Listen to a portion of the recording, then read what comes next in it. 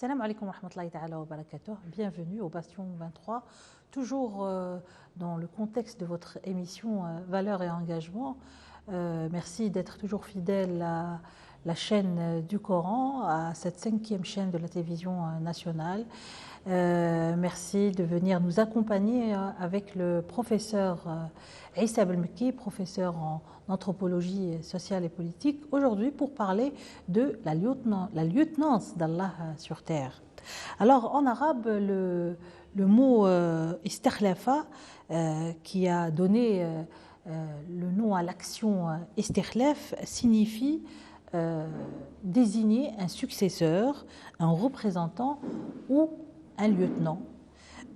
Dieu, subhanahu wa ta'ala, lorsqu'il a décidé de créer Adam, alayhi salam, il fit savoir aux anges qu'il ferait de lui son khalifa sur terre, son successeur, son lieutenant.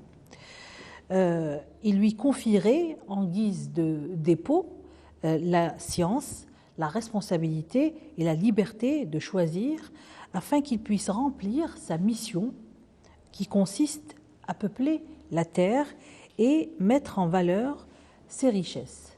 Allah subhanahu wa ta'ala s'est adressé aux anges et leur a dit « Je vais établir un lieutenant sur la terre ».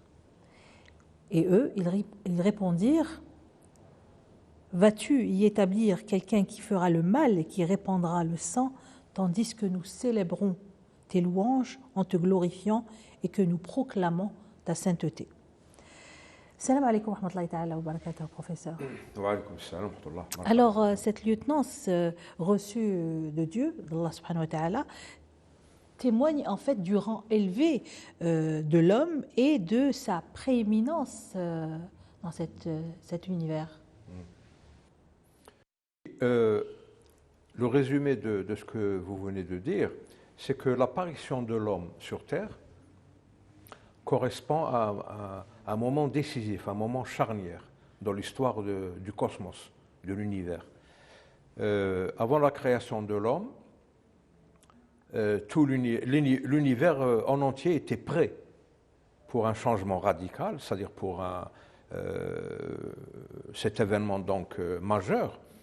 Allah subhanahu wa ta'ala nous a parlé dans plusieurs versets de la genèse du cosmos, de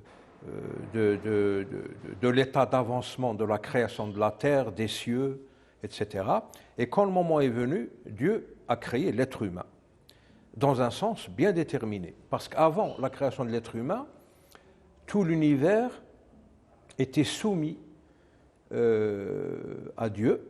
Bon, évidemment, tout est soumis à Dieu, mais l'univers était soumis à Dieu sans le savoir. Alors Dieu a voulu se faire connaître. Il a créé l'homme. L'une des missions principales de l'homme, c'est, comme on dit, Allah arada an yu'araf. Donc il a créé une créature qui, par sa composante psychologique, physiologique, etc., va découvrir Dieu de deux façons. D'une façon spontanée, comme on a parlé la dernière fois de l'histoire de Hayy ibn Iqdad, par la réflexion. Il a fait travailler ses mécanismes intellectuels, psychologiques, etc. Donc il est arrivé à la conclusion que cet univers a un créateur, et puis par la voie de la révélation aussi, qui tantôt rectifiait le cours de la pensée humaine, tantôt combler des déficits pour compléter la vue globale de l'univers. Pourquoi Allah subhanahu wa ta'ala voulait être connu alors que l'un de ses attributs est Al-Ghani? Il n'a pas besoin de nous. Oui, ça ne veut pas dire qu'il avait besoin. C'est pour compléter cet édifice cosmique, universel. Il fallait une créature qui, de par ses moyens propres, découvrirait Dieu et le connaîtrait selon les processus intellectuels et de révélation que Allah subhanahu wa ta'ala a fourni à l'être humain. Aradan yu'araf, ça ne veut pas dire qu'il avait besoin qu'on le découvre, qu'on le reconnaisse, mais ça fait partie d'un plan global. C'est pour compléter ce plan global. Alors, Première conclusion de cette analyse, c'est que l'être humain va être la seule créature sur Terre qui jouirait d'une indépendance au niveau des actes volontaires. Parce que la volonté, c'est une chose, et l'acte volontaire, c'est une autre. L'acte volontaire, évidemment, il est le résultat d'abord d'une volonté, mais un processus pour que ça devienne un acte. Alors l'être humain, il a cette liberté. Tous les êtres vivants en dehors de l'être humain agissent de façon instinctive, sans réfléchir, sans raisonnement. Mais l'être humain, c'est une sorte de, comme on dit, btila.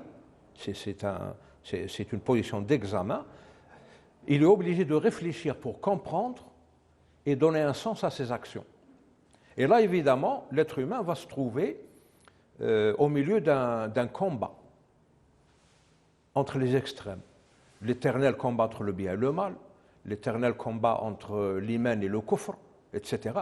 Donc l'être humain va être au centre d'un combat qui n'est pas confortable du tout. Et c'est à partir de là, que Dieu, Allah subhanahu wa ta'ala, jugerait de ses actions et lui réserverait les récompenses qu'il mérite en fonction de ses actions. Là, c'est le fondement même du sens de la responsabilité. L'homme est responsable de Justement, ce qu'il fait. cette lieutenant, cette responsabilité, c'est une récompense, c'est ibtila. Ibtila. C'est d'abord, avant tout. Parce qu'en même temps, avec cette lieutenance, en devenant mandataire sur Terre, il n'est pas abaissé au niveau d'autres êtres. Et bon, il n'est pas aussi comme les anges, mais il est dans cette position un petit peu au milieu, cette position médiane. Cependant, c'est quand même une énorme charge. Absolument. Il y a en langue arabe, comme on l'a toujours dit, la langue arabe est tellement riche, donc il y a tellement de nuances, des nuances fondées, hein, ce n'est pas des nuances spéculatives. Par exemple, il y a ce qu'on appelle l'ajr ou le fadl. L'ajr ou le fadl. Il y a des créatures qui ont plus de ajr que de fadl et d'autres qui ont plus de fadl que de ajr. Alors l'être humain, il a les deux. Il a les deux. Pourquoi? Parce que d'abord, c'est un être biologique. Donc il est soumis aux lois biologiques, animales. L'être humain est un mammifère, il ne faut pas l'oublier. Donc il va agir comme un mammifère. Il va avoir des instincts de vie, de survie, etc. etc. Mais c'est aussi un être, une psyché, nefs. Donc cette psyché va tantôt l'orienter vers les bonnes choses, tantôt l'orienter vers des mauvaises choses. Et c'est à partir de ce combat qu'il a acquis al-fadl al-malaïka. Parce que les anges, ils sont programmés une bonne fois pour toutes. Ils ne réfléchissent pas, les anges. Ils appliquent les ordres. Donc l'être humain a plus de fadl que les anges. Et c'est pour ça que l'être humain, il a la possibilité de descendre plus bas que l'animal et de monter une ascension morale et spirituelle plus haut que les anges. C'est un spectre très large de valeurs. Parce que ce qu'il fait, il le fait par choix. Ah oui, le choix, le choix est essentiel dans ce que fait l'homme. Évidemment, il y a une prédestination, le qadar. Et il ne faut pas oublier que tout ça se passe dans le cadre d'un qada et d'un qadar, une prédestination. Parce que par exemple, nous, on est là, on est né, pratiquement tous, enfin cette génération, on est né au XXe siècle et on est en train de vivre au XXIe siècle. On n'a pas fait ce choix. C'est ça, on est prédestiné, on était prédestiné à vivre à cette époque, donc on doit se débrouiller avec les moyens qu'on a à cette époque.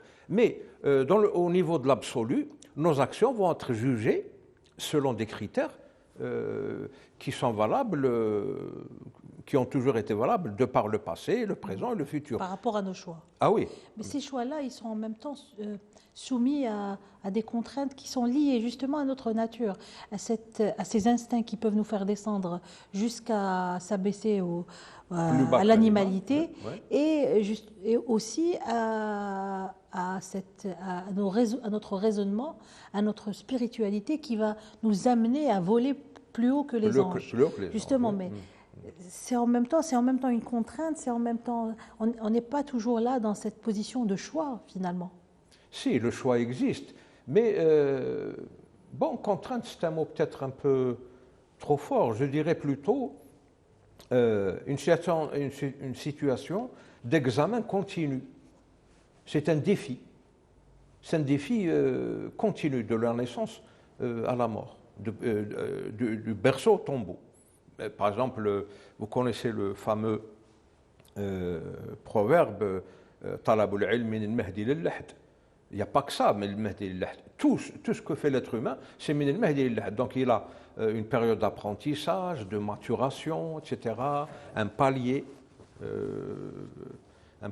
ou ce qu'on appelle aussi la force de l'âge, et puis le début de la chute et la décrépitude, la vieillesse, etc. Durant toutes ces périodes par lesquelles passe l'être humain, dans son processus vital, il est en perpétuelle situation de défi. Il est toujours obligé de faire un choix entre ceci et cela. Et c'est de là qu'il a acquis ce mérite à la récompense, l'ajr. Il l'a acquis à partir de cette situation. L'être humain, la vie de l'être humain n'est jamais confortable. Pourquoi? Parce qu'elle n'est jamais instinctive. Bon, elle est végétative et instinctive à un certain niveau. Il y a des fonctions vitales, psychologiques, enfin non, physiologiques, vitales et physiologiques. On s'en rend même pas compte qu'elles existent. Ça se fait inconsciemment. Il y a le bulbe rachidien qui règle tout ça. Mais tout ce qui est action, acte volontaire, action, etc., il est soumis à un choix. C'est un choix perpétuel. Et c'est pour ça que Allah subhanahu wa ta'ala a toujours voulu nous guider dans ses choix, par la révélation. Parce que sinon, on serait livré corps et âme à Satan. C'est-à-dire cette force de mal qui nous attire vers le bas. Et c'est ça le sens de cette lutte entre le bien et le mal. L'homme se trouve au centre d'une lutte perpétuelle entre le bien et le mal. Et c'est pour ça que sa récompense, elle sera méritée, parce qu'elle sera fonction des choix qu'il aurait fait, volontairement. Mais ces choix, comme on l'a dit, restent tributaires à la prédestination. Et ce sujet, paradoxalement, il a été traité par Denise Diderot, qui appartient donc à ces penseurs, qu'on appelle les penseurs du siècle des Lumières, enfin, Lumière, je mets ça entre guillemets.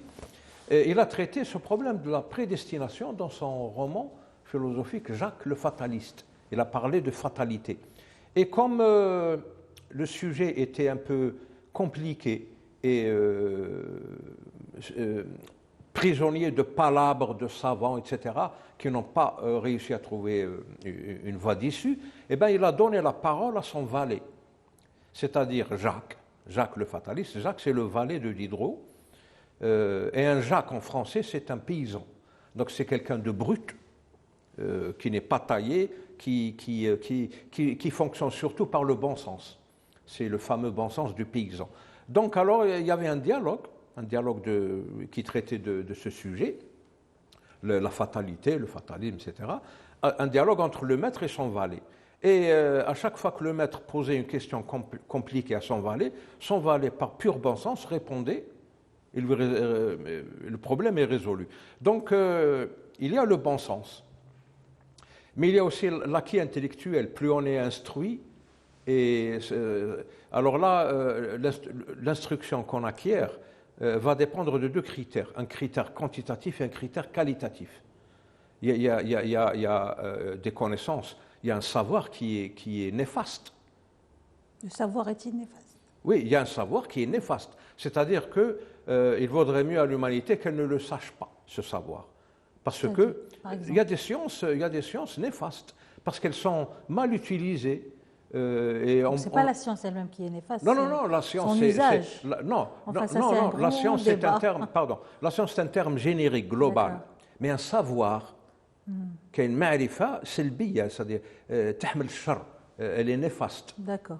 C'est pas tout ce que, par exemple, je sais pas moi, l'occultisme, les sciences occultes, elles sont, c'est la fameuse histoire des deux anges de Babylone, Harut et Marut. Oui. Il y a un savoir, bon, je dirais pas interdit, mais il vaut mieux que l'être humain ne le sache pas, parce que son usage, dans ce verset de son usage est surtout négatif.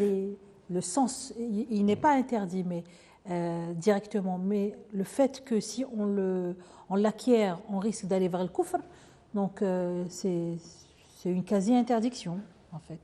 Par exemple, pas interdiction, mais c'est une mise en garde sévère. Très mise sévère, en garde. Oui. Pourquoi? Parce qu'il y a une catégorie de savoir qui porte en elle-même les germes du mal. Parce que le savoir n'est pas uniquement positif. Peut-être que l'être humain aussi n'est pas encore capable de... Par exemple, le sihr. Le sihr est un savoir. Oui. Mais il est néfaste. C'est un savoir qui est néfaste. Le sihr, ce n'est pas quelque chose de positif. Ce n'est pas quelque chose qui serait dans l'intérêt de l'humanité ou de quelque chose, quelle qu'elle soit. Le sihr, par exemple, c'est un savoir néfaste. Et c'est ça que l'histoire de Harut et Marut visait. Il y a une catégorie de savoir, l'être humain doit manipuler ça avec beaucoup de prudence, évidemment sous le contrôle strict de la charia, de la révélation, etc. D'ailleurs, même les savants parlent, enfin les savants dans le sens global et générique du terme, de savoir interdit.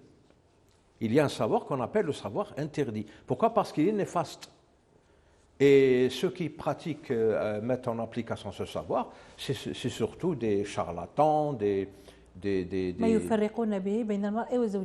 Voilà. Donc, prenons par exemple l'astrologie. L'astrologie, ce n'est pas l'astronomie. Non, l'astronomie, c'est une science. Oui, c'est-à-dire l'astronomie, c'est la science du cosmos. Du cosmos. Non, l'astronomie, je parle. L'astronomie, c'est une science du cosmos. Oui. Mais l'astrologie, il y a un logos, c'est le discours sur ce cosmos. Oui. Alors, ce discours peut prêter à déviation. Oui, bien sûr. Il y a une astrologie scientifique, objective, logique, qui participe de la psychologie et de la psychanalyse. Donc c'est un savoir qui n'est pas interdit, mais à une autre qui est surtout utilisée dans des domaines négatifs, comme c'est dit dans le Coran,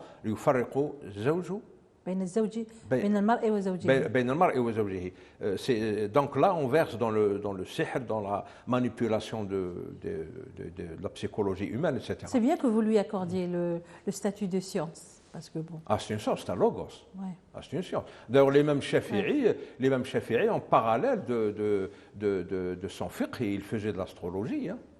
C'est pas interdit.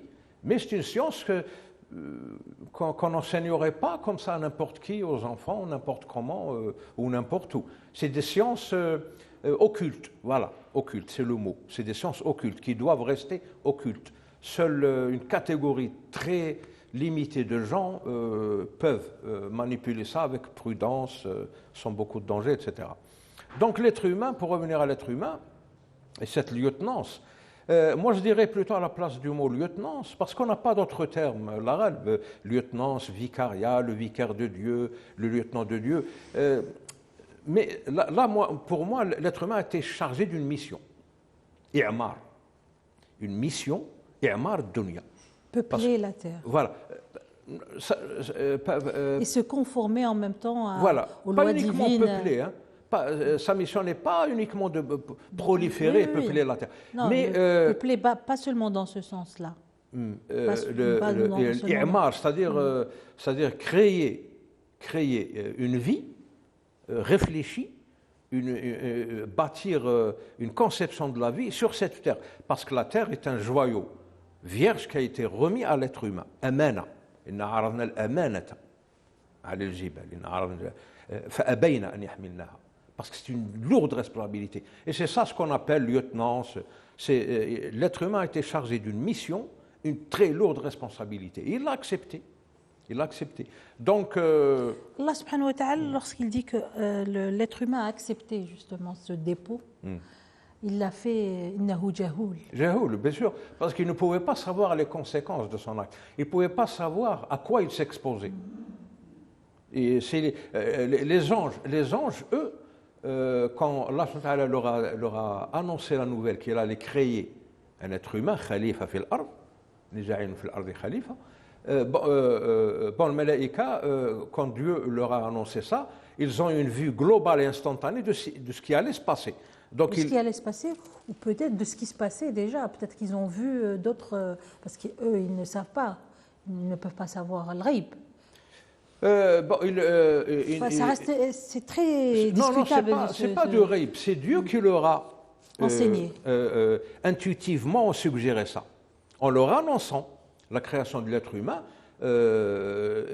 cette annonce portait en elle-même une suggestion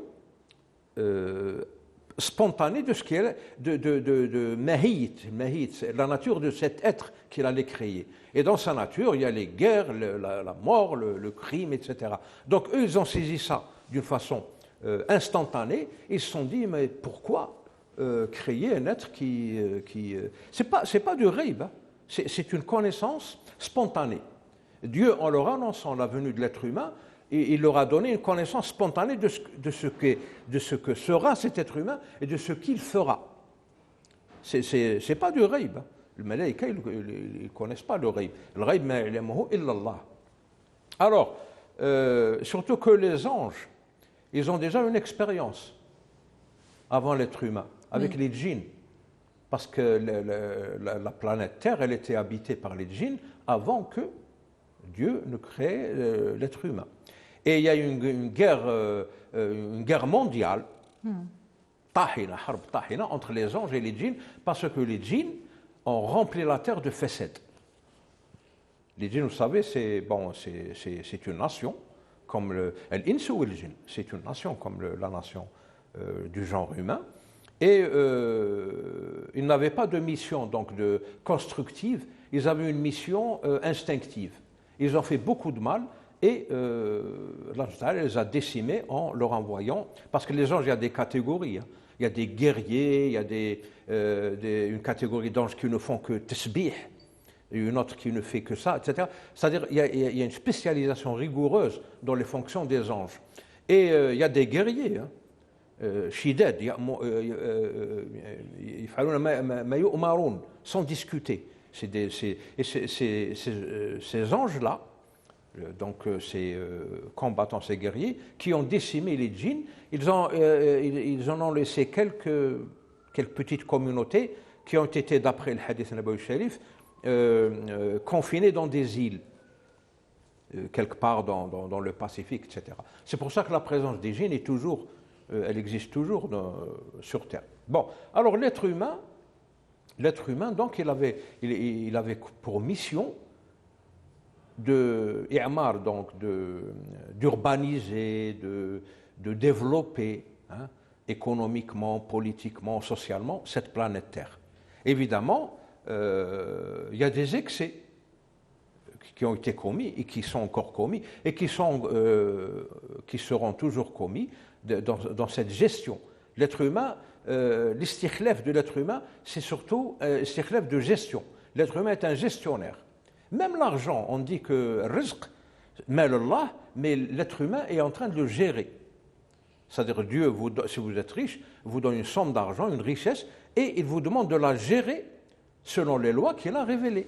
C'est un peu ça. Donc cet istikhlaf, il comporte le sens de gestion. L'être humain est un gestionnaire. Il est chargé d'une mission de i'mar, c'est-à-dire de développement. Donc développement, comme on dit dans le terme contemporain, durable. L'être humain a pour mission le développement durable de la planète. C'est-à-dire une transformation de ses richesses en richesses, d'autres richesses, sans excès, etc. Et c'est de là que viennent les problèmes, parce que l'être humain peut faire de mauvais jugements. Par exemple, le pouvoir de l'argent et le pouvoir politique font toujours oublier aux responsables, je mets responsables entre guillemets, hein, parce que c'est souvent des irresponsables, il leur fait oublier que nous vivons, par exemple, cette planète Terre est un monde fini.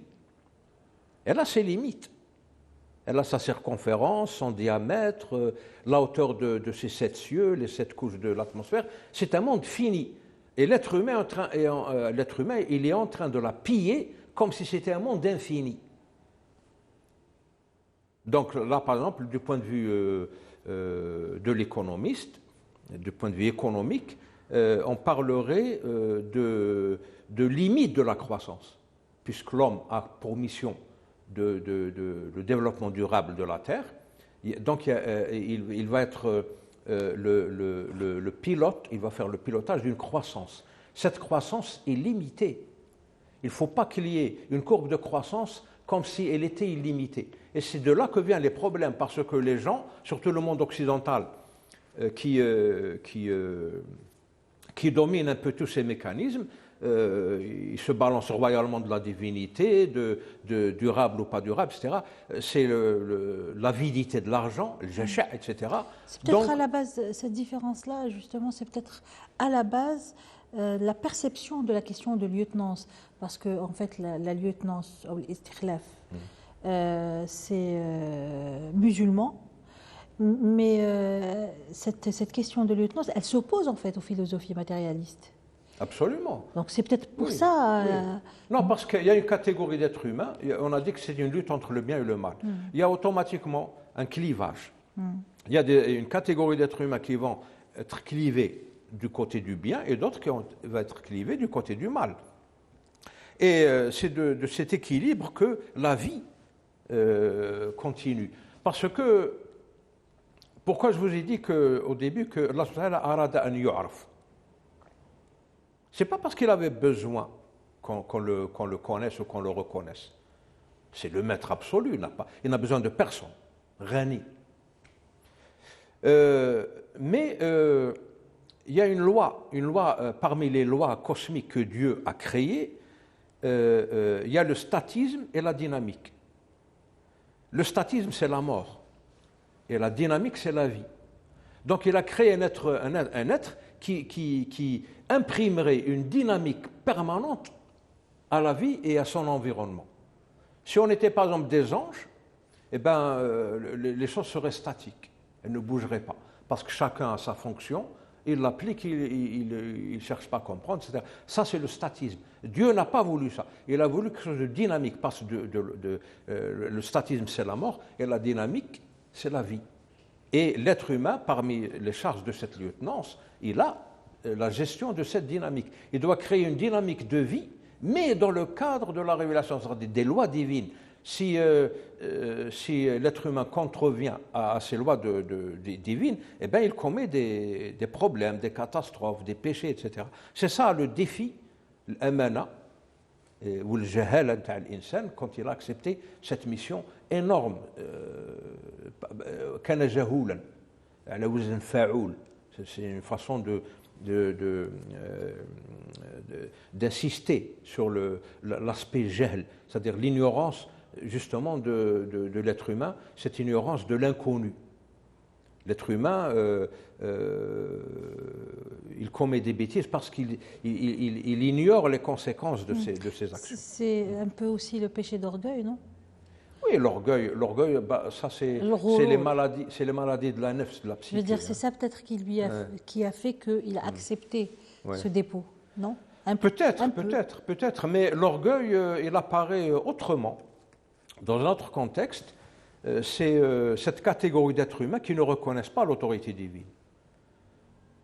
L'Occident, par exemple, il découvre la loi de la gravité, et ben, pour lui, c'est lui qui a créé cette loi de la gravité.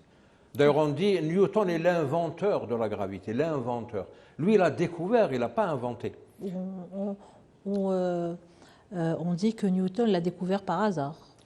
C'est le hasard. Le hasard. par hasard ou par voie, un itinéraire intellectuel de pensée, etc., ça n'a pas d'importance. Mais un occidental qui n'a pas le sens de l'iman, de la foi, quand il découvre quelque chose, il se l'approprie, comme si c'était lui qui l'avait créé. C'est ça le problème. Donc, par exemple, un savant occidental, il découvre quelque chose, il se prend pour Dieu. On découvre, par exemple, les gènes, le patrimoine génétique de l'être humain, on commence à le manipuler. On le manipule, on joue à Dieu. C'est ça l'Occident. Pourquoi? Parce que, il n'y a pas c'est pas des contraintes, mais il n'y a pas de règles ontologiques. C'est ça le problème. Il n'y a pas de règles ontologiques qui cernent les actions de l'être humain quand il ne croit pas en Dieu. Ou quand il ne croit pas en Dieu, ou peut-être aussi lorsqu'il s'est approprié la divinité, soit en transformant, c'est pour ça que je vous parlais tout à l'heure de la philosophie matérialiste, en s'appropriant le sens de la divinité, en créant, au lieu de croire en un seul Dieu, en créant d'autres dieux. Non, il y a ce mépris. Et aussi en créant aussi le Fils de Dieu, ou les fils de Dieu. C'est peut-être ça qui fait que l'être humain, après, il a commencé à diminuer de la... je dirais plutôt qu'une catégorie de l'humanité a un mépris intrinsèque de la divinité. Je vous donne un exemple concret. Lorsque Laplace, c'est un astronome, un physicien, un astronome, quand il a découvert l'héliocentrisme du système solaire, c'est-à-dire qu'avant, dans le monde ancien, on croyait que les planètes tournaient autour de la Terre, mais en fait, c'est les planètes qui tournaient autour du Soleil. L'héliocentrisme. Quand Laplace l'a découvert, il a écrit un livre là-dessus, et il l'a présenté à Napoléon Bonaparte. Napoléon Bonaparte, qui était d'origine italienne, etc., il avait un petit instinct religieux. Il a lu le livre et il lui a dit « Mais et Dieu, qu'est-ce qu'il devient dans tout ça ?» Parce que Laplace n'a pas parlé de Dieu du tout, comme si c'était lui le créateur de l'univers. Alors, quelle était la réponse de Laplace? Il lui a dit « Votre Altesse, Dieu ne fait pas partie de mon scénario. » C'est le mépris de la divinité. De nos jours, ce mépris est devenu une théophobie, une haine de Dieu. C'est ça le problème. Parce qu'il y a une catégorie de l'humanité qui, malheureusement, elle possède, par voie d'héritage ou par voie d'effort, de recherche, elle possède une grande partie, si ce n'est pas la plus grande partie du savoir, de la science, elle est entre les mains de gens qui ne croient pas en Dieu, ou qui le méprisent, ou qui le haïssent. C'est ça le problème. Alors, ils vont faire des catastrophes avec tout ça. Parce qu'il n'y a pas de règles, il n'y a pas de limites. Un savant, pour moi, moi j'appelle ça un scientifique, parce que le savant, c'est un scientifique plus l'éthique. Quelqu'un qui n'a pas d'éthique, c'est un scientifique. Et quelqu'un qui a la science, le savoir plus l'éthique, c'est un savant. Pour moi, Laplace n'était pas un savant, c'était un scientifique. Pourquoi? Parce qu'il n'y avait pas d'éthique, il n'y avait aucun respect pour la divinité dans son travail. Vous voyez ce que je veux dire? Donc c'est ça le problème. Le problème est un problème de mépris de la divinité. Je découvre, je fais une sieste, une pomme me tombe sur la tête, je découvre la loi de la gravité. Mais cette loi de la gravité, elle a toujours existé. Depuis la nuit des temps, les pommes tombaient des arbres. Mais bon, Newton s'est trouvé. Encore moi, je ne crois pas beaucoup à cette anecdote. Mais jouons le jeu. Newton s'est trouvé comme ça par hasard sous un arbre, un pommier, il a reçu une pomme sur la tête. Oh, Eureka, j'ai trouvé la gravité. Mais tu ne l'as pas inventée, la gravité, elle a toujours existé. Donc la différence entre un musulman, un croyant et un non-croyant, c'est cette ta'amul, c'est le comportement vis-à-vis de la science et du savoir. C'est ça. Pour un musulman, l'insan yu'ta al-ilm. C'est-à-dire, l'origine du savoir, la science, c'est Dieu. Il nous en donne comme il veut, quantitativement et qualitativement. Mais en Occident, non. La science, on se l'approprie, c'est nous qui avons tout créé, on en fait ce qu'on veut. Vous savez, en plein secret, il y a des aberrations qui sont en train d'être faites dans les laboratoires. Après la découverte du génome humain, on est en train de fabriquer un tas de choses en secret. Et ça n'arriverait jamais dans un milieu de croyants, où les détenteurs du savoir sont croyants. Parce qu'ils ont peur de Dieu. Ils ne font pas quelque chose qui irait à l'encontre de sa volonté. Certains vous diraient que sans ces personnes-là qui osent et vont au-delà des limites, il n'y aurait pas d'avancée de la science. Ah, je regrette. Quand les musulmans, c'était à l'époque 90% des Arabes, quand ils ont découvert, quand ils ont été formés par la révélation, quand ils ont été formés en croyant, ils ont découvert le patrimoine scientifique de l'humanité de leur époque. Eh bien, ils l'ont fait évoluer sans faire dans ce genre d'activité nocive. Jamais. Au contraire. Par la pensée, par le mysticisme, la spiritualité, la recherche. Je ne sais pas moi, Ibn al-Haytham, les savants musulmans, ils n'ont jamais fait quelque chose qui irait contre la volonté divine, contre la création de Dieu. C'est pas possible. Et cette prétention, on prétend dire que sans ce genre d'encart, la science n'avancerait pas. C'est pas vrai. Au contraire, même si ça faisait avancer la science, elle l'a fait avancer dans un mauvais sens, dans une mauvaise direction.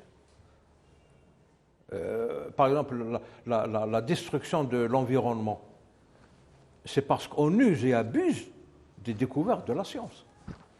Il n'y a pas de frein, il n'y a pas de limite, il n'y a pas d'autocensure. On use et on abuse de ce qu'on sait et de ce qu'on a. Alors on a bousillé, on a tout chamboulé dans notre environnement. Il n'y a pas de censure dans quoi? Pardon? Il n'y a pas de censure dans quoi? Dans la façon de se comporter et d'user du savoir. Pourquoi il faudrait qu'il y ait de la censure dans l'usage du savoir? Oui, parce que le savoir, c'est une arme à double tranchant. D'accord.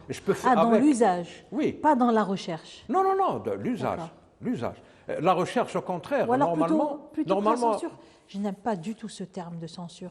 Peut-être dans l'encadrement de l'usage. Non, la censure, c'est comme la critique. Il y a la bonne critique et la mauvaise critique. Muharib Tennef, c'est une censure. Pourquoi le terme censure? De censure, il n'y a rien de mal dans le mot censure. Mais ça dépend de l'usage qu'on en fait. Quand la censure se fait selon des règles éthiques, c'est bien, c'est un contrôle, c'est un principe de contrôle.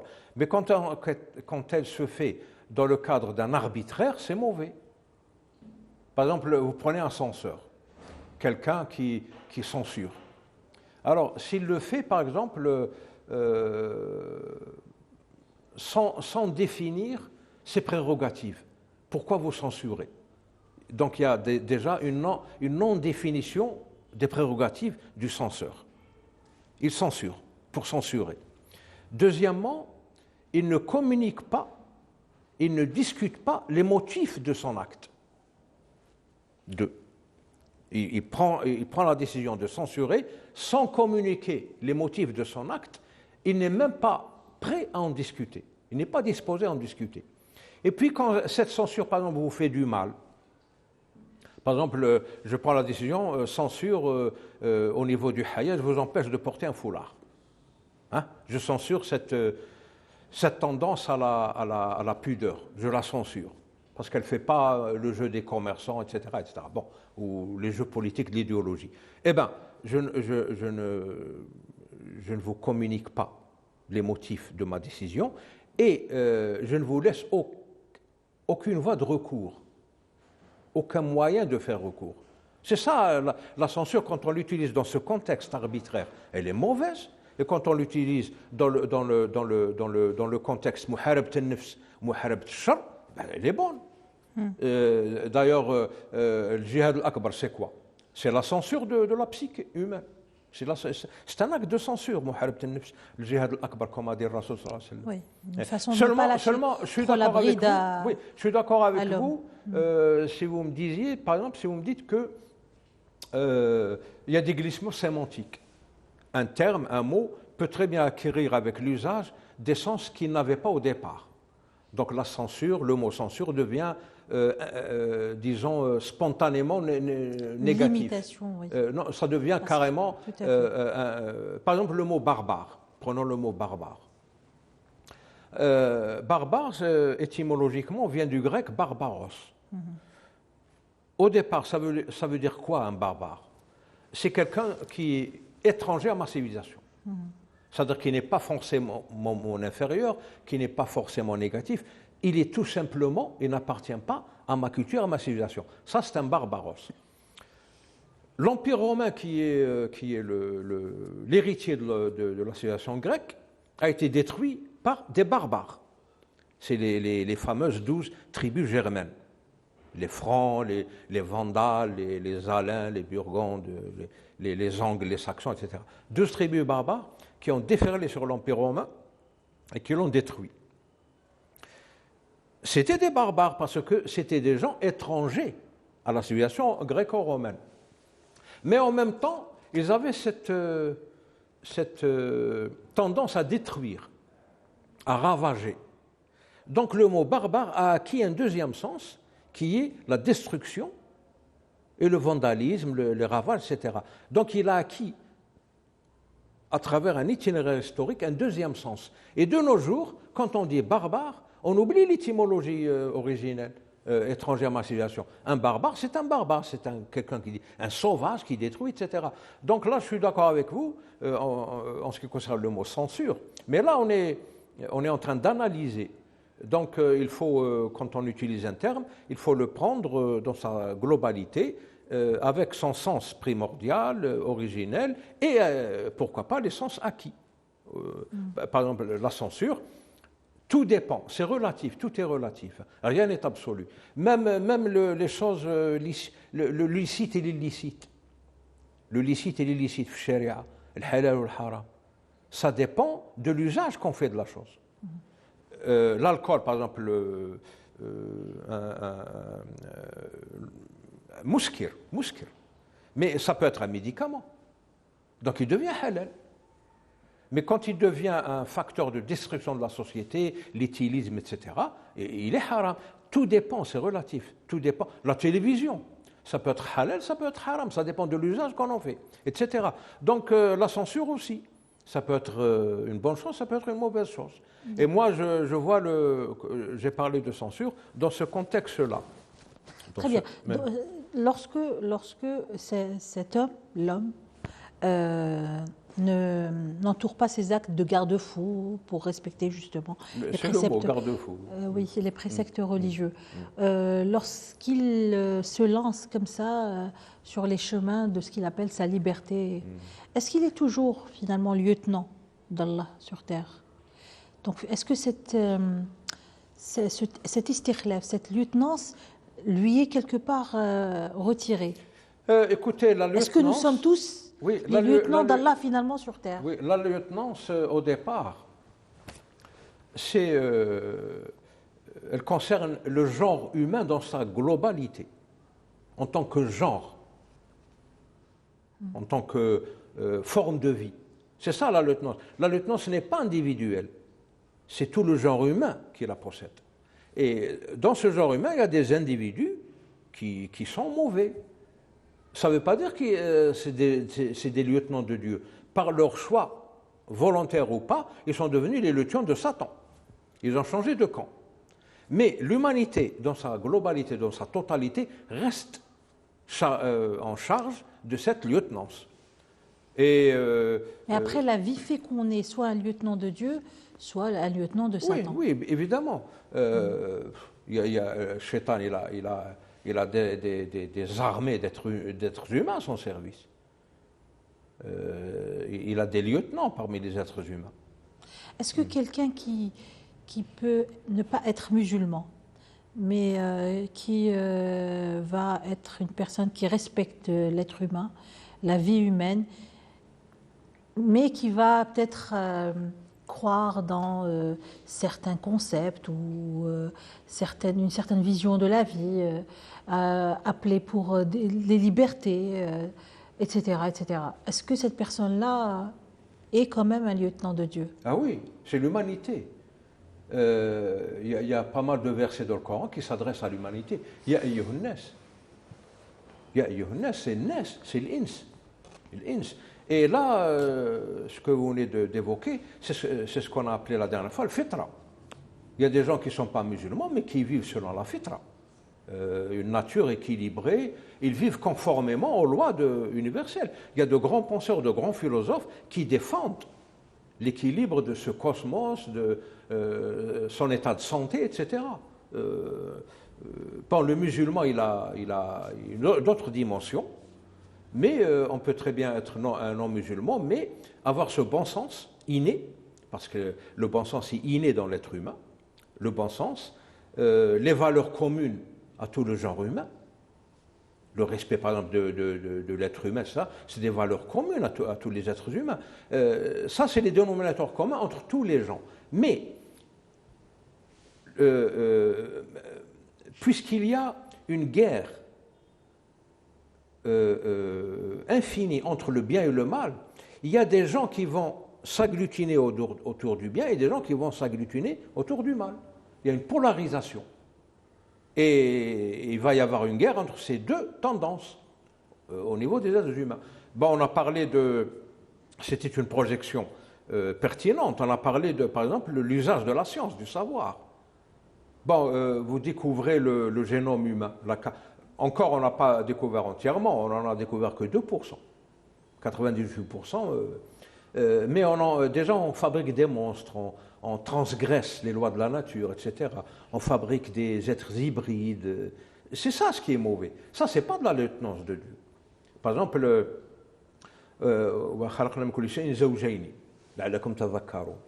Dieu, la volonté divine au départ, c'est un monde dualistique. Mâle, femelle, blanc, noir, chaud, froid, etc. C'est de cette polarité, cette polarisation que naît la vie. Si, par exemple, moi, je joue à Dieu, moi, je vais éliminer tout ça. Pourquoi y a-t-il différence entre le froid et le chaud? Je vais créer une température fixe, permanente, stable. Ça, c'est une transgression. Et ça, c'est un exemple d'usage néfaste de la science. Mais ce n'est pas la science qui est néfaste, c'est son usage, donc les gens qui l'utilisent, donc qui l'instrumentalisent. Par exemple, si c'était un musulman qui avait découvert l'atome, il n'y aurait jamais eu de bombe atomique. Mais puisque c'est des non-musulmans qui l'ont découvert, eh ben, il y a eu des bombes atomiques, et il y en a encore, et il y en aura encore. Et les statistiques disent que on est environ 8 milliards d'individus sur Terre. Chacun de ces 8 milliards possède 14 tonnes d'explosifs nucléaires sur la tête. Ça, c'est pas stikhlaf, ça. C'est le contraire. Stikhlaf shaitan, oui, mais pas stikhlaf Allah. Donc, tout dépend de votre déontologie, de votre éthique, de votre morale, etc. Le problème, c'est que la société occidentale, elle devient de plus en plus amorale et par conséquent immorale. Par exemple, les trans. Elle devient immorale et amorale. Au départ, elle est amorale. Oui. Elle ne prend pas compte de la morale. La morale, pour eux, c'est des prétentions humaines, c'est pour arriver à des fins personnelles. Il y a des gens qui ont instrumentalisé, ils ont créé la religion. Pour eux, la religion, c'est une création de l'être humain. Ils ont créé la religion pour l'instrumentaliser et avoir le pouvoir sur les autres, etc. Bon, ça, c'est de l'amoralisme. Ils ne reconnaissent même pas la valeur morale du fait religieux. Oui. Alors, automatiquement, ils vont faire dans l'immoralisme. Justement, peut-être que c'est parce que cette notion de lieutenance, elle n'est pas acceptée. Parce que je vais reprendre Mohamed Abdou lorsqu'il dit que dans le sens de cette lieutenance, cela veut dire que lorsqu'on est lieutenant de Dieu, cela veut dire qu'on est serviteur de Dieu, mais en même temps, on est libre de tout ce qui est en dehors de ça. Libre de faire de tout ce qu'on est en dehors de ça. Peut-être qu'ils ont pris cette partie-là, cette deuxième partie de ce que peut être l'être humain. L'être humain, pour pour les matérialistes, dans la philosophie matérialiste justement, est de pouvoir faire tout ce qu'il veut. Il n'est le serviteur de personne, si ce n'est le serviteur de lui-même. Oui, c'est ce que j'ai appelé tout à l'heure le mépris de la divinité.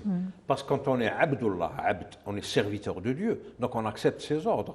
Et l'amana, le dépôt qu'il nous a fait, on doit le respecter et le garder intégralement dans sa totalité jusqu'au jour du jugement dernier où on le remettrait à son créateur. Ça, c'est le croyant. Mais les autres, les incroyants, les mécréants, les théophobes, hein, ils vont faire le contraire. Et c'est ça, justement, les dérapages de la psyché humaine. Parce que la psyché humaine, quand elle est sous l'emprise de Satan, donc du mal, ils font ce qu'ils veulent. Par exemple, moi je trouve ça risible, hein, c'est vraiment risible. Un être humain qui ne sait même pas créer lui-même, qui n'a même pas choisi sa date de naissance, qui n'a même pas choisi ses parents, qui n'a même pas choisi l'endroit où il est né, il n'a même pas... Alors, il se révolte comme ça, moi je n'obéis à personne, etc. Mais qui c'est qui t'a fait? Qui c'est qui t'a créé? Si un créateur quelque part, tu es bien obligé de lui obéir. Alors, c'est ça le problème. Moi, je trouve que c'est des déficiences dans le processus mental lui-même. Parce que quand on est un mécréant, il y a des ruptures dans le processus mental. Le processus mental de l'être humain, il est complet. Il y a même les aspects moraux. Si vous enlevez l'aspect moral, le processus devient incomplet. Il y a des ruptures, il y a des problèmes. Qu'est-ce qui fait que cet être humain va justement se désengager de tout ce qui est moral? C'est peut-être pas cette volonté de... C'est lui le propriétaire, c'est moi le propriétaire. Oui, il y a une partie de l'humanité qui croit vraiment ça. Par exemple, donc je fais ce que je veux. Par exemple, vous avez remarqué de nos jours, à notre époque, le mot trends, les tendances. Ah, c'est trends, c'est tendance, c'est tendance, c'est tendance. Lifestyle. Hein. C'est l'être humain qui pose ses critères, qui pose les règles, qui fait les règles et qui pose ses critères. Tendance. Les gens, ils ont tendance à faire ça, donc c'est ça la loi. Lifestyle, quelqu'un se décide de se coiffer d'une certaine façon. On n'est plus maintenant dans se coiffer, on est carrément dans changer son corps. Il y a aujourd'hui... Oui, c'est tendance. Oui. C'est tendance. Maintenant, l'excuse, ce qui est risible, c'est qu'il y a des pays qui prennent ça en considération dans leur système législatif. Par exemple, aux États-Unis, il y avait donc un prévenu qui a été condamné à la prison. Alors il leur a dit, écoutez, moi, je ne suis pas un homme, je sens que je suis une femme. Alors la loi permet de l'emprisonner dans une prison de femmes.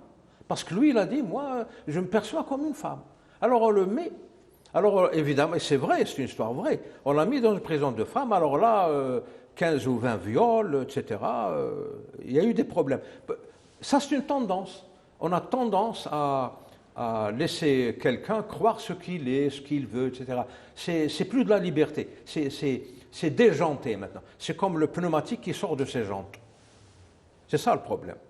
On dit que quelqu'un est déjanté, parce que son pneumatique, il est sorti de la jante.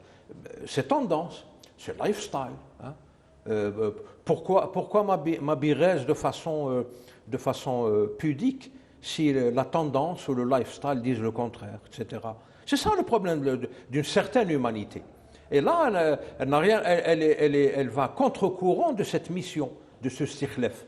Il y a des gens qui vont à contre-courant.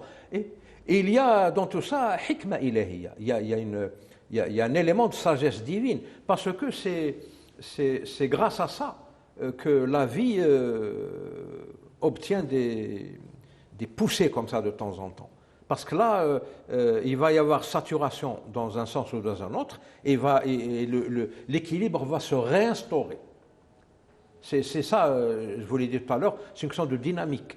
La vie, c'est dynamique, et la dynamique, c'est la vie. Le statisme, c'est la mort. Très bien. Juste avant de finir, donc finalement, l'istikhlaf, le respect réel de cette notion de lieutenance va finir par asseoir la véritable valeur de l'humain, sur Terre. Ah oui, c'est parce que s'il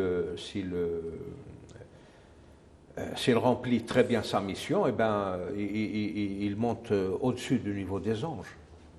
Et s'il ne la remplit pas bien, s'il dhaya al-amana, eh ben, il tombe plus bas que l'animal. C'est ça ce qu'on a dit dès le départ. L'être humain, il est comme ça. Pourquoi? Parce que Dieu lui a choisi un support biologique, donc animal. Il lui a donné une psyché, une nefs, avec des tendances contradictoires, opposées. L'instinct de vie, l'instinct de mort, c'est ce qu'appelait Freud, il a fait ça dans sa psychanalyse, l'instinct du bien, l'instinct du mal, etc. Donc cette psyché. Il y a l'âme qui est le niveau lumineux de l'être humain. Donc il y a un support biologique animal, il y a une nature innée de feu qui est sa nefs, et il y a une nature lumineuse qui est l'âme.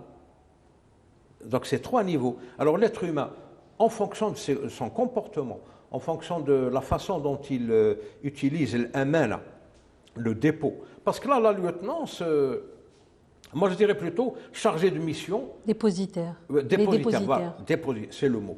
L'être humain est dépositaire d'une mission divine. Il lui a donné, dans certaines limites, la liberté de choix. On appelle ça le libre arbitre. Donc l'être humain est dépositaire d'une mission et il jouit d'un libre arbitre évidemment limité et il sera jugé après l'apocalypse et la résurrection, il sera jugé en fonction de ce qu'il a fait et de l'usage qu'il a fait des bénédictions que lui a donné Dieu. Comme chaque lieutenant. Ah oui, c'est ça. Ça se résume à ça finalement. Ouais. Et malheureusement, nous vivons en une époque où le mal est prédominant. Le mal est prédominant parce que là, cette époque, elle se caractérise par une volonté forcenée d'aller contre les lois divines, changer l'anatomie, la morphologie. Et ça, ça vient de Satan. Shaitan, il l'a dit, c'est dans le Coran. Taghyir khalq Allah. Taghyir khalq Allah. C'est la pierre angulaire de la déchéance de l'être humain. Taghyir khalq Allah. Et là, ils vont en plein là-dedans. Hein. Ils vont en plein. Et évidemment, ce qui rend les choses encore pires, c'est que l'être humain a perdu son sens de l'humilité. Il n'y a pas longtemps, il y a eu une nedwa, un congrès qui a été fait ici à Alger. On y a invité 2 grands savants, le professeur Johnston et Vannucci, le professeur Vannucci. Pour vous donner une idée un peu de leur pointure, le professeur Vannucci est l'un des plus anciens chercheurs du CNRS, c'est un astrophysicien. Et ils ont participé à ce congrès qui avait comme titre La foi et la science se retrouvent. La foi et la science se retrouvent parce que pendant un certain laps de temps, elles se sont séparées. Alors ils ont fait ça et ils ont parlé des dernières découvertes en astrophysique qui appuient la foi. Pour ne pas être long, le professeur Vannucci a dit que nous venons de découvrir que l'univers, que nous ne savons que 5% de l'univers. Et nous ne pouvons pas en savoir plus. Donc 95% nous échapperait de façon inévitable. Il a dit, pourquoi? Parce qu'ils ont découvert ce qu'on appelle les neutrinos. Les neutrinos, c'est des particules qui traversent tout. Alors, il y en a qui l'ont appelé la main de Dieu, donc la nature de Dieu, etc. Mais ces neutrinos vont plus vite que la lumière, ils n'ont pas de vitesse, c'est illimité, ils traversent tout, nos corps, les murs, etc. Et ça compose 95% de l'univers. Et on ne saura jamais ce que c'est. Le professeur Vannucci, qu'est-ce qu'il a fait? Il a fait preuve d'humilité. Il a dit la vérité, il a dit on ne le saura jamais, parce que pour le savoir, il faudrait construire un accélérateur de particules aussi grand qu'une galaxie. Ouais. Et en plus, ces neutrinos, ils sont émis par des astres qui ont été dont le bruit a été enregistré par les services de la NASA et qui fait comme quelqu'un qui frappe dans une porte. Et Allah subhanahu wa ta'ala, dans Surat al-Tariq, il parle de ça. Oui, absolument. Et Tariq al-Najm al-Thaqib. والسماء والطارق. Par exemple, cette histoire de neutrino explique l'aspect instantané du dua, puisque ça n'a pas de vitesse. C'est la vitesse infinie. Au moment où vous faites votre dua, Dieu le sait déjà. Et la réponse de Dieu peut être aussi instantanée. Donc, c'est des découvertes qui appuient les aspects, disons, iman, les aspects qui ont trait à la foi, etc. Et il y a des savants qui ont l'humilité de le dire, d'autres qui n'ont pas. Oui. C'est ça le problème du savoir quand il tombe entre les mains de gens mouch ahl, qui ne méritent pas, lorsqu'ils sont amoraux et surtout immoraux, donnez-leur ce genre de savoir et ils font des catastrophes avec. C'est ça. Donc ils ne prennent pas soin de la mana, de cette mission dont l'humanité a été chargée. Mais ce n'est jamais qu'une partie de l'humanité. La mana reste parce que l'ard yarithuha illa ibadallah as-salihin. في نهاية الأمر. الله يجعلنا منهم. آمين آمين. Merci professeur. Merci à vous tous de nous rester fidèles. On se retrouve la semaine prochaine. Assalamu alaikum wa rahmatullahi ta'ala wa barakatuh.